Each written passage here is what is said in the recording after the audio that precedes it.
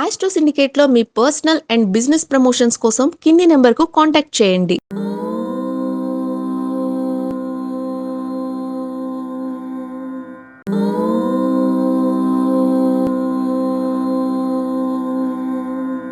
ఓం శ్రీ గురుభ్యో నమః.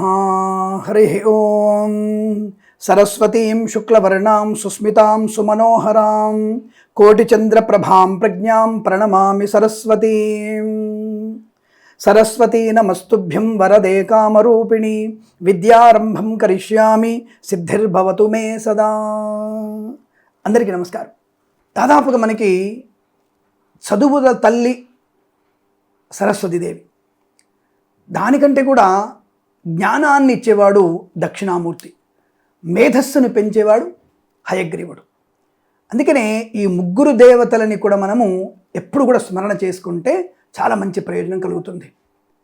జ్ఞానానందమయం దేవం నిర్మల స్ఫటికాకృతిం ఆధారం సర్వ విద్యానాం హయగ్రీవ ఉపాసమే అన్నటువంటిది దక్షిణామూర్తి శ్లోకాలు. కానీ ఇవన్నీ చదువుకోవడం వల్ల మనకి ఏమవుతుందంటే మేధస్సు బాగా పెరుగుతుంది.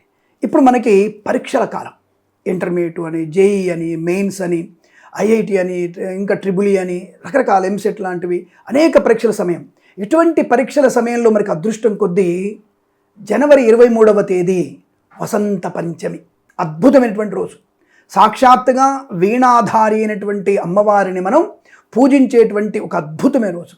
ఏమిటివన్నీ పూజిస్తే ఏమవుతుంది మనకి అంటే, అమ్మవారు వచ్చి పరీక్ష రాస్తుందా, మన పక్కన కూర్చొని నకలు చిట్టీలు అందిస్తుందా, లేదా మాస్కాపింగ్ పాల్పడేటువంటి అవకాశం ఇస్తుందా అనేటువంటి వెర్రి ఆలోచనలు చేసే వ్యక్తులు కూడా కొంతమంది ఉంటారు. అంటే మూర్ఖంగా కొంతమంది కామెంట్స్ చేసే వాళ్ళు ఉంటారు. మనకి ఈ అమ్మవారి ప్రార్థన, దక్షిణామూర్తి ధ్యానము, హయగ్రీవుడి యొక్క ఆరాధన వల్ల మనకి మేధస్సు బాగా పెరుగుతుంది. చిన్న మెదడు, పెద్ద మెదడు ఉంటాయి. చిన్న మెదడు అనేది కొన్ని వేల జీబీని అంటే గిగాబైట్స్ని నిలుపుకోగలిగే శక్తి చిన్న మెదడుకు ఉంటుంది. పెద్ద మెదడికి తాత్కాలికమైనటువంటి మేధస్సుని వ్యక్తపరిచే గుణం ఉంటుంది. కాబట్టి ఇటువంటి ప్రత్యేకమైనటువంటి రోజున అంటే వసంత పంచమి రోజున మనము గనక అమ్మవారిని, అయ్యవారిని కనుక ధ్యానం చేస్తే మన చదివిన చదువు చిన్న మెదడులో నిక్షిప్తమై ఏ సమయానికి నువ్వు ఏ పరీక్ష రాస్తున్నావో ఆ పరీక్షా సమయానికల్లా అమ్మవారి, అయ్యవారి అనుగ్రహంతో నీ మేధస్సులో జ్ఞాపకం వస్తుంది. ఆ పరీక్షకి సమాధానం తటస్థిస్తుంది. మొత్తంగా రాదు, ముఖ్యమైనటువంటి పాయింట్స్ని మెదడులోకి పంపించేస్తుంది. మీ చేతి అనర్గళంగా రాయగలుగుతుంది, అందంగా రాయగలుగుతుంది, ప్రెజెన్స్ ఆఫ్ మైండ్ బాగుంటుంది, ప్రజెంటేషన్ బాగా ఉంటుంది. కనుకనే మనము తప్పకుండా ఈ వసంత పంచమి రోజున ఆ యొక్క సరస్వతి అమ్మవారిని తప్పక పూజించేటువంటి అదృష్టాన్ని పొందుకోండి. తల్లిదండ్రులు మీరందరూ కూడా పిల్లల్ని మిక్సీలో గ్రైండ్ చేసినట్టుగా పిల్లల్ని చదువు కోసం చెప్పేసి 18 గంటలు చదివించకండి. పరీక్షా సమయంలో వాళ్ళ యొక్క చదువు రోజు 10 గంటలు చదువుతుంటే పరీక్షా సమయంలో 8 గంటలు చదివించండి. 2 గంటలు వారిని రిలాక్స్డ్గా ఉండమని చెప్పండి, కామెడీ సినిమాలు చూడమని చెప్పండి, మీతో కాసేపు టైం కేటాయించమని చెప్పండి, బయటికి ఆహ్లాదంగా వెళ్ళే ప్రయత్నం చేయండి. అప్పుడు వాళ్ళకి ఒక మోటివేషన్ కలుగుతుంది, చదివినది నెమరు వేసుకునే అవకాశం ఉంటుంది. కాబట్టి మనం చదువుకునే సమయంలో పిల్లల్ని పొలమంటూ చదువు చదువు అని చెప్పొద్దు. కొంతమంది పిల్లలైతే తండ్రి స్కూటర్ నడుపుతుంటో, బండి నడుపుతుంటే, కారు నడుపుతుంటే ఇక వాళ్ళకంటే ఇక ఐఐటి ఫస్ట్ ర్యాంక్ వీళ్ళే వస్తున్నట్టే చదువుతుంటారు రోడ్ల మీద వెనక కూర్చొని. వద్దు, పరీక్షా సమయానికి గంట ముందుగా మీరు ఏ పుస్తకాలు తీయకండి, రిలాక్స్ అవ్వండి.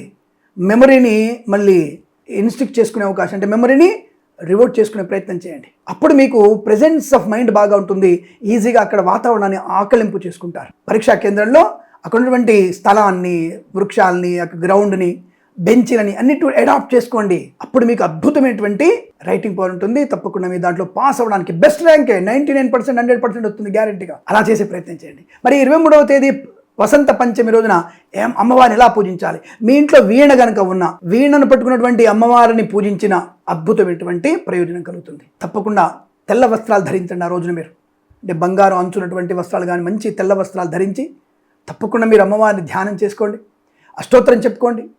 అలాగే అమ్మవారికి ఈరోజు ఈ సాంబ్రాణితో ధూపం వేస్తాం కదా, అగరబత్తి పొగ, అలా కాకుండా బొగ్గుల్ని నిప్పులా చేసి దాంట్లో కాసింత సాంబ్రాణి వేసి దానిని అమ్మవారికి చూపించండి. మీ యొక్క కూర్చున్నటువంటి స్థలం ఉంటుంది చదువుకోవడానికి, ఆ రూమ్లో కూడా మీరు సాంబ్రాణి పొగ వేయండి. ఇల్లు మొత్తం వేసినా మంచిదే. అలా వేయడం వల్ల మనకి మంచి ఒక రిలాక్సేషన్, ప్రెజెన్స్ ఆఫ్ మైండ్ వస్తుంది. ఒక అద్భుతమైనటువంటి ఒక మానసిక యోగాన్ని అంటే మానసికమైనటువంటి అభివృద్ధిని పొందుకునే అవకాశం ఉంటుంది. తప్పకుండా మీకు బెస్ట్ ర్యాంక్ ఎవరి దాకా వస్తుంది. 12 రాశుల వారికి పంచగ్రహ కూడాలు ఉండని, 60 గ్రహాలు కూడాలు ఉండని, నీకు అష్టమశని, ఏకాదశస్థని, వ్యయస్థని, వ్యయ గురుడు ఇవన్నీ వద్దు మనకి. తప్పకుండా మీరు ఇలా చేయండి. ప్రతి రాశి వాళ్ళు కూడా అద్భుతంగా పాస్ అవుతారు. ఇందులో సందేహపడాల్సిన అవసరం లేదు. మీరు అద్భుతమైనటువంటి మేధస్సు ఉంది పిల్లలకు. మీకు భారతీయ పౌరులు, మీరు భారతీయ విద్యార్థులు, మీరు మీకన్నా గొప్పగా తెలివైన వాళ్ళు ఈ ప్రపంచంలో ఎవరు లేరు, మన భారతీయులు తప్ప. అందులోనూ సనాతన ధర్మాన్ని పాటించే వాళ్ళు ఉత్తమమైనటువంటి జ్ఞానాన్ని కలిగి ఉంటారు. ఇందులో సందేహమే లేదు మీకు. తప్పకుండా మీరందరూ కూడా ఇటువంటి ప్రజ్ఞా పాఠవాలతో అద్భుతమైనటువంటి ఉన్నత స్థాయికి చేరాలని కోరుకుంటున్నాను.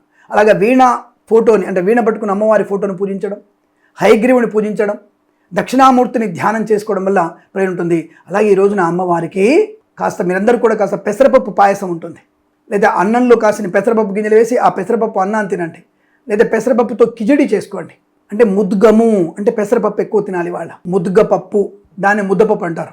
ముద్గపప్పు, అది ముద్దపప్పు అంటే ముద్గపప్పు అంటే పెసరపప్పుతో చేసినటువంటి పప్పుని ముద్దపప్పు అంటారు. అది ముద్గము. అందరూ ముద్దపప్పు తింటారంటారు. ముద్దపప్పు తిన్నవాడికి మేధస్సు బాగా పెరుగుతుంది, పెసర్లు తింటే మంచి మేధస్సు ఉంటుంది.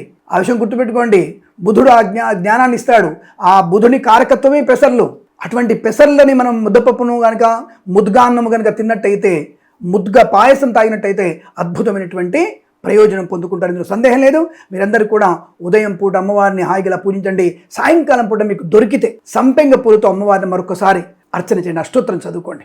పొద్దున పూట హయగ్రీవుడిని, దక్షిణామూర్తిని, సరస్వతిని అష్టోత్తరం చెప్పుకోండి. సాయంత్రం పూట సరస్వతి దేవిని కాస్త సంపెంగ పూలు దొరికితే సంపెంగ పూలతో చేయండి. తప్పకుండా మీకు అద్భుతమైనటువంటి మేధా యోగం ఏర్పడుతుంది. ఆ మేధా ప్రజ్ఞ బాగా ఏర్పడుతుంది. అద్భుతమైన విద్యా సంపన్నత పొందుకుంటారు. మన భారతీయ విద్యార్థులు ఉత్తమ స్థాయిలో మరొక 100 సంవత్సరాలు, మరొక 1000 సంవత్సరాలు ప్రపంచానికి ఉన్నతమైన వ్యక్తులుగా కీర్తించబడేటువంటి అవకాశాలు ఉంటాయి అన్న విషయాన్ని గమనించి సర్వే జన సుఖినో భవంతు. ప్రేమతో మీ కిరణ్ శర్మ.